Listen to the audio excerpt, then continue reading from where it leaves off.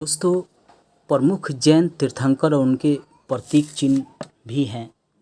कुछ तीर्थंकर के प्रतीक चिन्ह से हमेशा ही प्रश्न पूछे जाते हैं। जैसे ऋषभ देव ये प्रथम तीर्थंकर थे, इनका प्रतीक चिन्ह सांड था। अजितनाथ ये द्वितीय तीर्थंकर थे, इनका प्रतीक चिन्ह हाथी था। 23वें पार्श्वनाथ थे, जिनका प्रतीक चिन्ह सर्प था। और महावीर स्वामी जो 24वें थे, इनका प्रतीक चिन्ह सिंह था। ये हमेशा ही प्रश्न इससे पूछा जाता है, इनके प्रतीक चिन्ह से, तो इसे याद रखिएगा।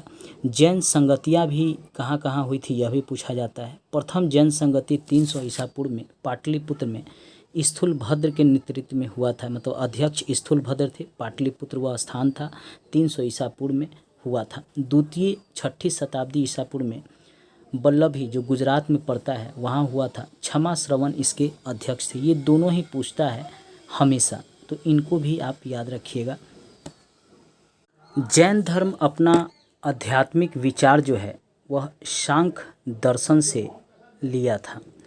सांख्य दर्शन से बौद्ध धर्म पर भी प्रभाव पड़ा था। बौद्ध धर्म ने भी सांख्य दर्शन से कुछ बातें को लिया था। जैन धर्म के अनुयायी थे उदयन वंद राजा, चंद्रगुप्त मौर्य, कलिंग नरेश खरवेल, राष्ट्रकूट राजा अमोघ वर्ष, चंदेल शासक। ये सभी लोग जैन धर्म के अनुयायी थे। गंग वंश के मंत्री चामुंडे ने कर्नाटक में श्रावणबेलगोला में विशाल बाहुबली की मूर्ति, जिसे गोमतेश्वर की मूर्ति भी कहते हैं, स्थापित किया था 10वीं सदी में। यह मैसूर में पड़ता है।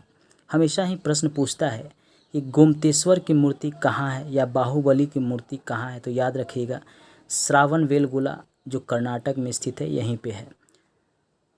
खजुराहो में जैन मंदिर का निर्माण चंदेल शासकों द्वारा किया गया है। हमेशा पूछता है खजुराहो में जैन मंदिर का निर्माण किस शासकों द्वारा किया गया है, तो याद रखिएगा चंदेल शासकों द्वारा यह किया गया है।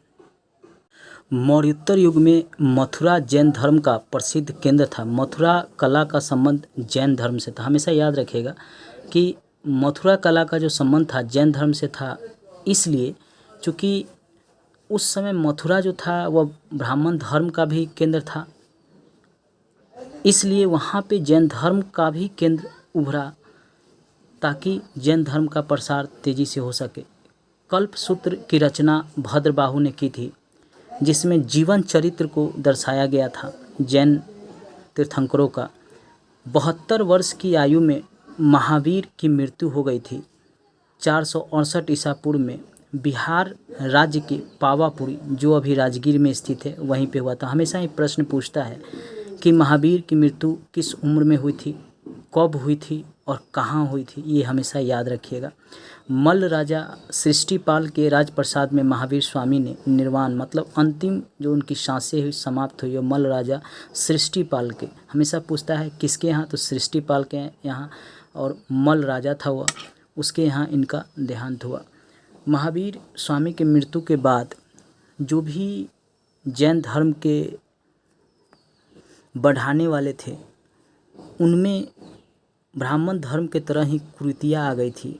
उन्होंने भी ब्राह्मण धर्म की तरह कई रूढ़िवादी तरीकों को अपनाया, जिसके कारण आगे चलकर जैन धर्म का विकास नहीं हो पाया।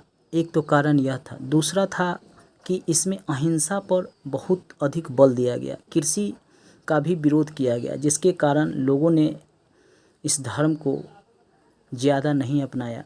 क्योंकि जब कृषि ही नहीं होगी, खेती ही नहीं होगी, तो जीवन चलना बहुत संभव नहीं है।